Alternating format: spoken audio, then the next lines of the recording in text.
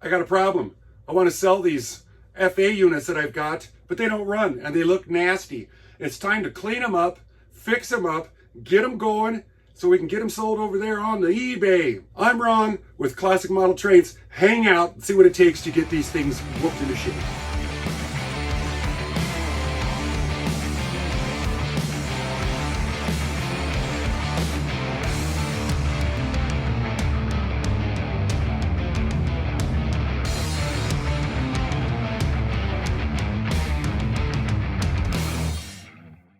So let's take a look at these beauties right here. I put them up on the test track and they run, but the motors are dry and they howl. They don't really move very well, so it was very stressful on them. I picked this one up by the shell and it broke off back under here. So they're filthy. So it looks like about everything I do, I'm gonna get to do twice. Oh. What in Lord's name? Is that a piece of lead? Oh my God. Okay. These are not the same at all. Motors look the same, missing a horn, because the 2020s that have horns. And there's a lot of differences between these. A lot of production year changes. Here's something that saddens me.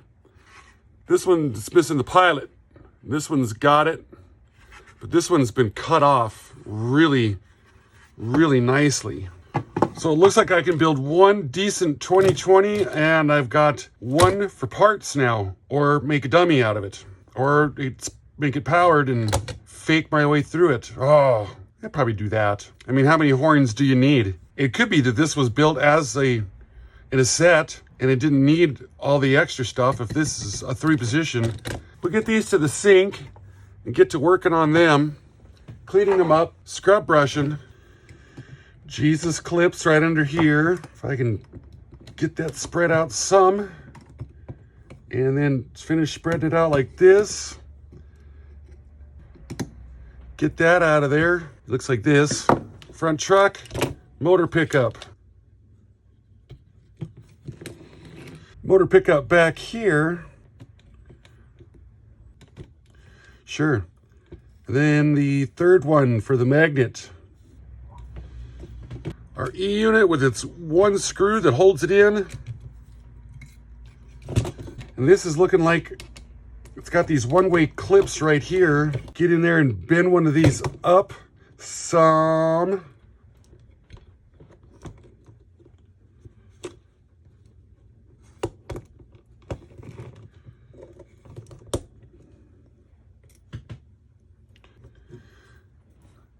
So it's bottom keeper, a spring, and then the top. So it's keeping these guys in. Yes, yes, some more yes. Sure, they're filthy. Absolutely filthy. Pull this wire down through here, then push it back up. We can get it and its spring out of the holder right there. So that frame is almost stripped. This looks to be plastic right here. There's a stripped out frame right there. We got this truck out here and I see the side covers are riveted on. The wheels are, it doesn't look very componentized. I could take this out, the armature bushing and the brushes cover.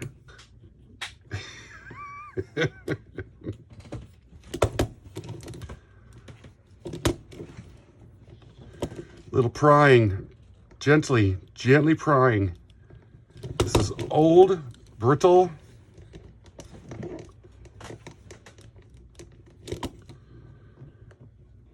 Oh God, okay. And then it's got, I kind of forgot about that. Oh, brushes are falling out. We got to get this off. And it's wrapped around like 100 times. There we go. Brushes. Look to be serviceable. Brush springs are in here. They're doing a nice job. Will this rotor come out? Hey, look at that. It's absolutely filthy.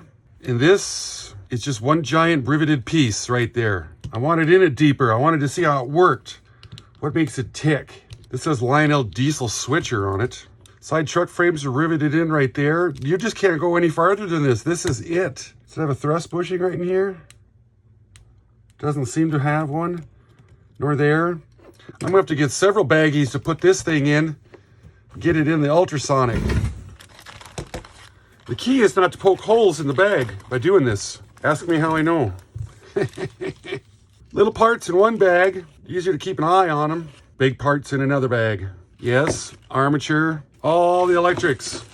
I found it doesn't bother them one bit. Just dry them off, that's the key. I'm gonna cut that with a little bit of water. Same with this one here. Cut it with a little water, put it in the ultrasonic, and then let this liquid warm up to the temperature that I'm using, 105 degrees. And then we'll give it 10 minutes. I think yeah, that's gonna work.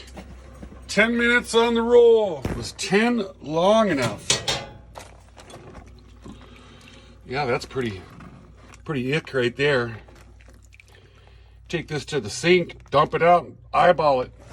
Pour it through this little screen here so I don't hopefully not lose anything. Keyword is hopefully. Everything's looking pretty good right there. Well, the little parts bag came out nice. I'm thinking these are going to be just as good. 10 minutes at 105 seems to be a real good key. Oh yeah, absolutely. This was just covered in grease and oil, and I think maybe we'll just touch it up with, maybe I can just touch it up with this. Certainly hot. Oh my goodness. I'll probably end up spraying it with a little bit of brake parts cleaner just to get the stuff that's down deep. A lot better. We're in here with the old odorless mineral spirits cleaning up this chassis right here. It's got to soak a little bit. It's got ick on it. This is my third Q-tip working it over. I don't want to take anything any real scratchy after it because I don't want to tear up the bluing that's on it, but some of this stuff up in here would sure be nice if it would go away. And up in here, we got a lot of the grease off of it. Yep. I think the rust is slowly working its way off, but we're going to get her down where it'll be just a nice color of blue, like the metal has been treated like. Hopefully in my perfect dream of dreams. Here's all our parts coming out of the ultrasonic cleaner, except for this, you're just seeing it being hand washed. So everything is in really nice, clean, fast shape. E-unit, still fully functional, and it doesn't even really look like I'm gonna have to get in there and do any kind of cleaning on this drum because it just looks so nice already as it is. Quite happy with that. He was just sitting right alongside there. Not a lot of parts to these things. This feature, Lionel didn't put a lot of effort into this one. These are definitely some entry levels. Get our light bulb here back in there. These are always nice when you get these whooped into shape so that they work. This front truck, I want to put a little bit of this evil stuff right here, premium carbon conductive grease. Probably doesn't need it. See, I've already got it all over myself. Just a dab. Right up along in here. This is where it's going to rotate on the body. And this is what's giving the body its ground connection, or common, we'll call it. So I just think any little bit is going to help. It can't hurt. And I'm just going to throw this away because I'll still manage to get it all over myself somehow.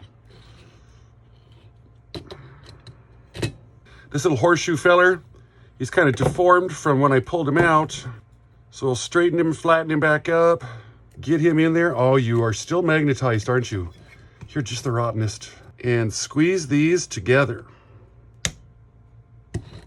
Yep, get that black grease off there. So now we're going to use the Super Lube multi-purpose synthetic grease. Do you need to use synthetic grease on Lionels? Not really. They were definitely engineered to use petroleum-based grease, but why change? You're going to have it for your newer stuff with the plastic parts. I'm going to put some grease up here, this part, because that's where the bushing is at. We're going to put some down under here. This is where our drive gear's at. That we can't get to, see, look at, nothing.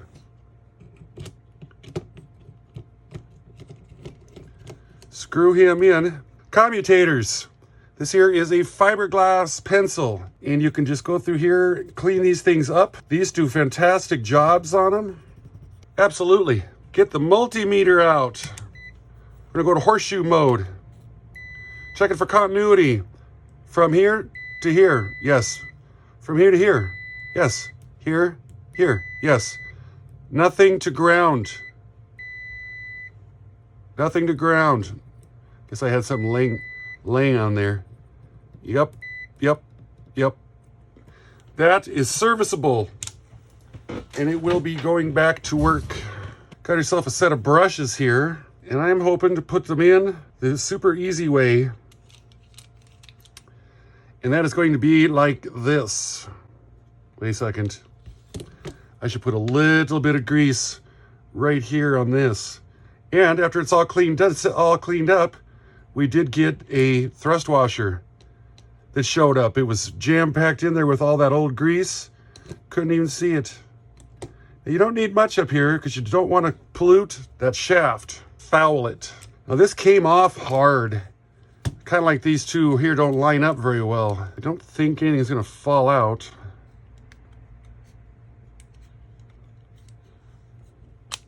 I'm going to turn these brushes until they line up with the spring.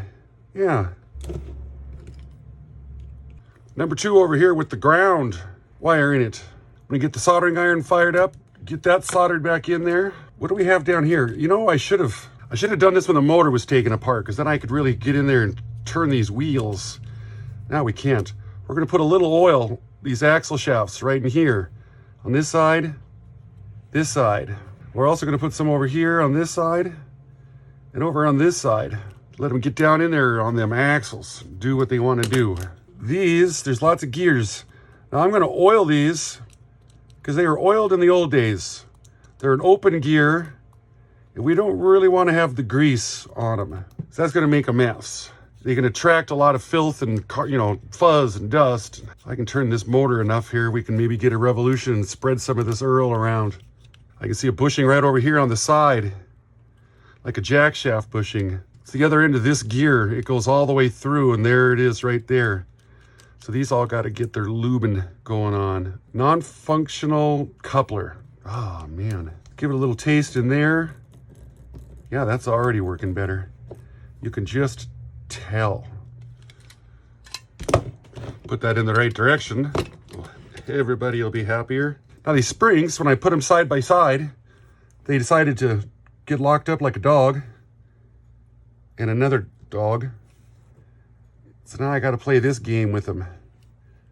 I didn't tie them together like this.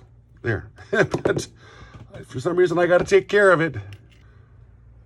Bottom piece, spring, and then these top keepers. And I like to freshen these up after being pulled off by flattening anything that I bent the wrong direction by pulling them off. So now when we go to put them back on, that's it, they're done. Bottom keeper, spring, straighten out the top filler, and then put him on. Get the soldering iron warming up, and we can take care of soldering all these wires back on. Should I give this a taste? Just a little bit right along here, right along the glide path. I don't think it needs much. Just a little something.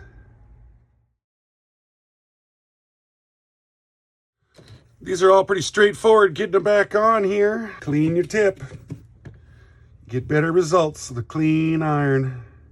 One there. And the brushes, one on each side. Truck pickup and light. These look like something that's going to get hot if I try to hold them together. They're going to go back over here on the pickup of the E unit. And this is all put back together. We're ready to put it on the track and test it. I got a little ahead of myself and forgot to oil up these front wheels. And it looks like this truck here took a header. It's bent just a tiny bit. Got to get down, way down inside there too to get these. And we'll give these rollers just a little taste here on the ends. Just because it hasn't had nothing for so long. Plus the fact that it's went through the ultrasonic cleaner too was a little tough on it. And I'd like to think that there used to be a spring up here, but it could be that it just never ever did. Seems kind of silly. Now let's try it out. Sure. Oh, heck was that? Oh, yeah, that'll help better.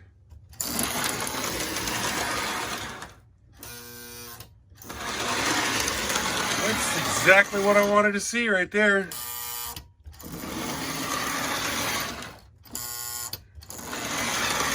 Yeah, this definitely helped because it didn't move at all. Now. Those wheels are actually clean enough you can feel the magnet traction on them. I thought it wasn't a 220, but now I believe that it is. This one here, you can feel it just a little bit. This is where a C-shaped C-cell battery goes in to operate the horn.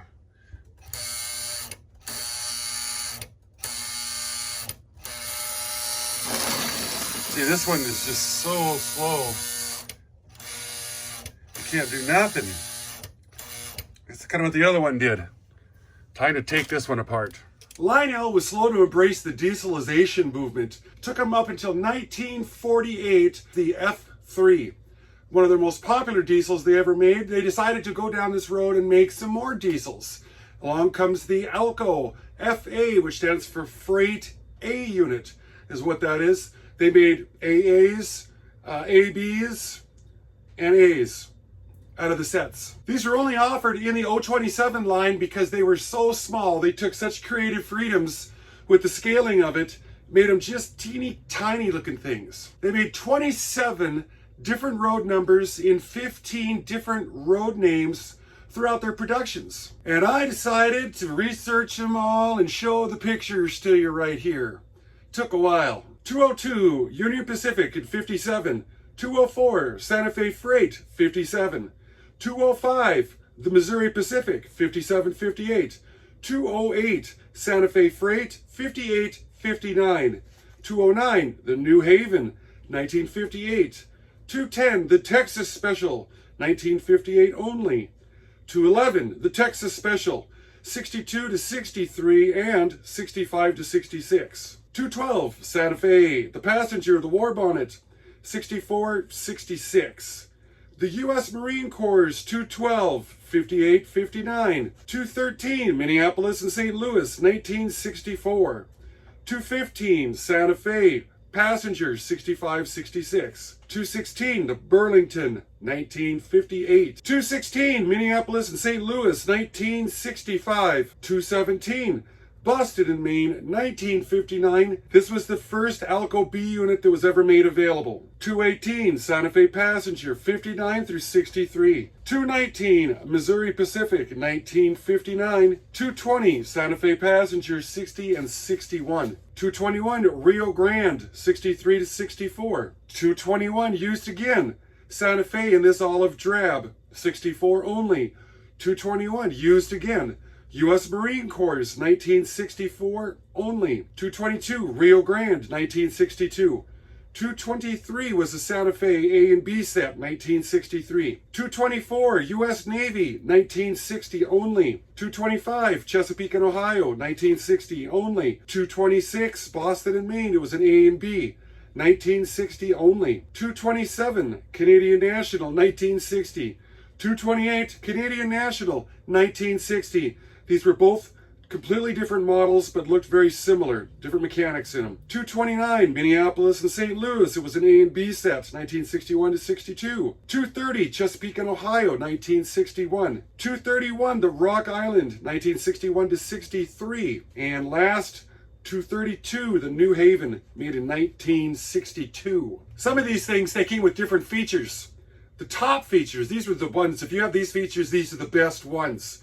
2-axle magnet traction, operating horn, operating headlight, ornamental horn up on the roof, the little horn thing, you can see it. Dual geared trucks. You'll see that come up in a little bit. Has a fuel tank bolted on the bottom of it, a little plastic guy. Open pilots with operating couplers at 3-position E units. That sounds like stuff that would normally be on any diesel locomotive. In order to make some of these things cheaper, later on in the production runs, the 58, 9, 60, 60, they found ways to cheapen them up. They had no operating front coupler or a closed pilot with no coupler whatsoever. Single axle magnetraction. Yeah, thanks. Why even go through the effort? Or no magnetraction at all, and they put traction tires on there. No ornamental horn, no ornamental fuel tank, no headlight, only a 2-position E unit, because neutral just costs too much money, I guess. Or they simply wired it without no E unit at all for forward-only operation. Can you believe it? Oh, and here's the one that really tops the cake right there. Single gear drive. Costs are just unbelievable. When I read that, I was just absolutely shocked. Shocked, I tell you. Now that we've got the video stopped, how about we do classic model trains? This week's classic model. Do you guys know who this is? If you do, put in the comments down below. If you don't, hang out to the end. I'll let you know who it is. Let's get back into this video, getting these Alco Santa Fe war bonnets whooped into shape. This one's got a few extra pieces. One being this horn. These are insulated. Little screws like this. I can see the insulated cups underneath of them. There's the insulated plate. It's coming around for power. One wire's going over to the pickup here. Boy, there's just a lot going on here. See if I can solder these two together so that way I'll know that they stay together. 3 things coming over here to the pickup. The bulb, the pickup, and then of course the power to the horn relay. And then this horn, there's a lot to it. Soldered in right there for the coil, and then it had this for ground. So there's our horn electrics, which I'm not going to put in the ultrasonic cleaner. No, not those. This all looks pretty similar. This horn mount is riveted on to the body. This weird fake fuel tank thing. But up front here, they found a way to actually cheapen it even more. I'm super disappointed when I noticed this. Am I gonna have to? Yes, I'm gonna have to. Somebody sent these in to me because I was always going about this all wrong, taking these out and off, and leave it to me to still figure out a way to not use them right. Okay. Nope, I don't have a small enough tip for it. Well, I had to pry that off with the screwdriver. I'll be surprised if I get it back on. I don't have a split. I don't have the right kind of pliers small enough to do that. Might have to go shopping tomorrow. But look at how cheaply they made this one, where it's just a simple pin like that instead of the other truck, which had a really nicely well-formed pin. This one is just some stamped out piece of junk. It's like, geez, thanks a lot. Did a lot of favors for us there.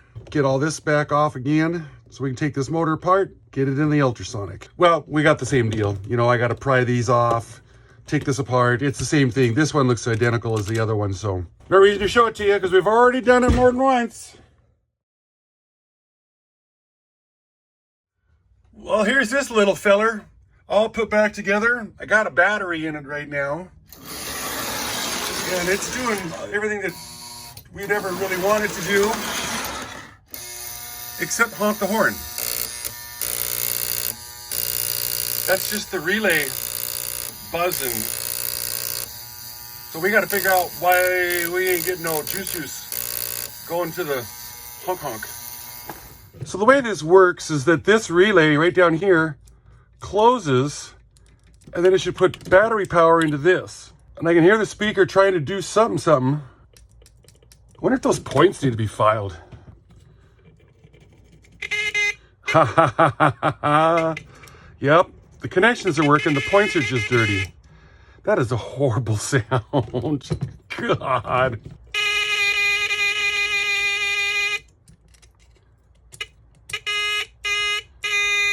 Ain't that pathetic? Let's try it out on the track. Sure.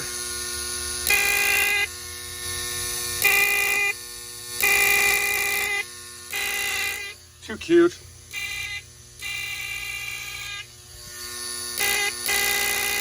I guess for its day though, that was the bomb.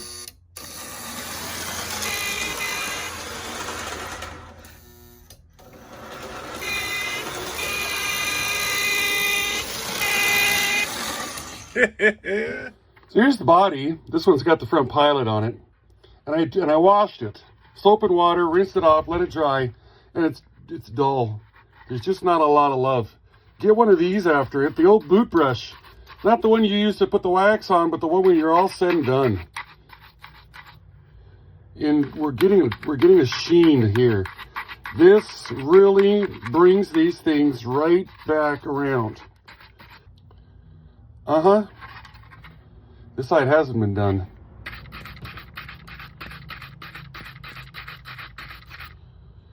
Yep. So I'm going to give this, the whole thing, a little action Jackson like this. Get these bodies mounted up. We're going to try it out. I set up a layout outside so we can let these things stretch their legs. Set myself up a little 10 by 10 here just real fast. And I know that these are going to go opposite directions initially until we get the E units doing the same thing. Oh, God, if I can couple those up right now, I'd be pretty happy. And one is going to, of course, go faster than the other just to annoy the heck out of me. First time they put on any feet at all. I'm going to catch this one here. I'm going to wait for the other one to get here. And then I'm hoping to get them, they're going to both be in neutral now. Yeah, and I'm going to try to lock them out.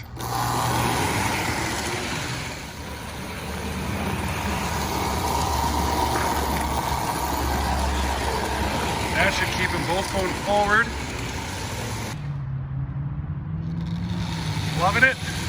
I love these 72-inch curves because you just don't have to worry about them falling off when they come smoking around the corner. They're actually becoming more efficient. Got her down to 35% here on the MRC walk-around O-27 throttle. Yes, found this on eBay. They're amazing. Plus I can run 2 separate tracks at the same time.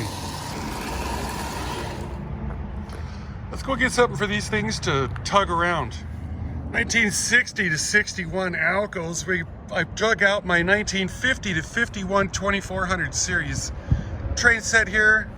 The Chatham, the Maplewood, and the Hillside over there. These I just cleaned up. I didn't film it. They were dirty and had some sort of chemical spilled on the side. So I cleaned them all up, got the chemical off, got the lights working. I wanted to build up this set right here. I think I'll linger around till the nighttime, get some nice night shots of these things also.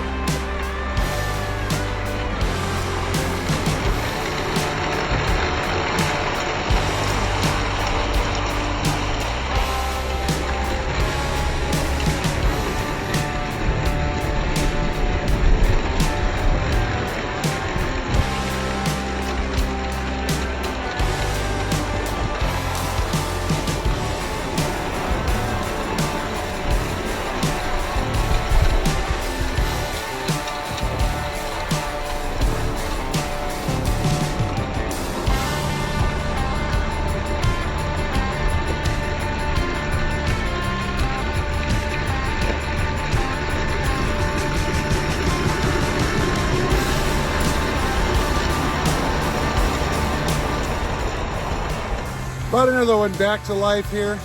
3 days filming and dinking around on it. I wish I could leave this layout set up a little longer, but I always worry about the wind blowing it over. But we are gonna get some night shots with it because I like seeing these things at nighttime too. So we'll come back here in, I don't know, roughly 8 hours from now.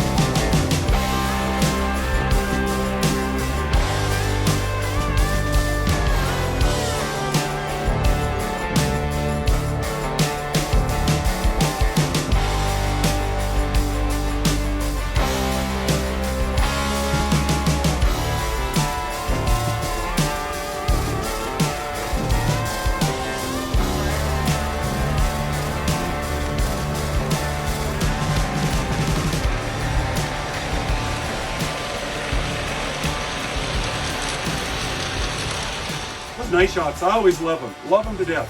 I had to let those passenger cars roll around for about 45 minutes because the lights were flickering. I guess I didn't clean up the pickups on those that good. So we just let them run, and they just kind of came back around. They wore themselves in, and they came out working pretty good. So if you got flickering lights on your passenger cars, that's telling you you're not running them enough. Both of these F units, they're up for sale right now. They're on the eBay. They're both as a pair. And then the passenger cars, they're separate, but there includes all three of them. I'll put a link in the description down below. And as always, my eBay store always has a link in the description down below. You can only get these by using a computer to get to the description part of the videos. There's emails in there, mailing addresses, all kinds of information. Use a computer, watch one of these videos sometime, because that way you can also hit the thumb up and you can also subscribe if you'd like. What do I got to do?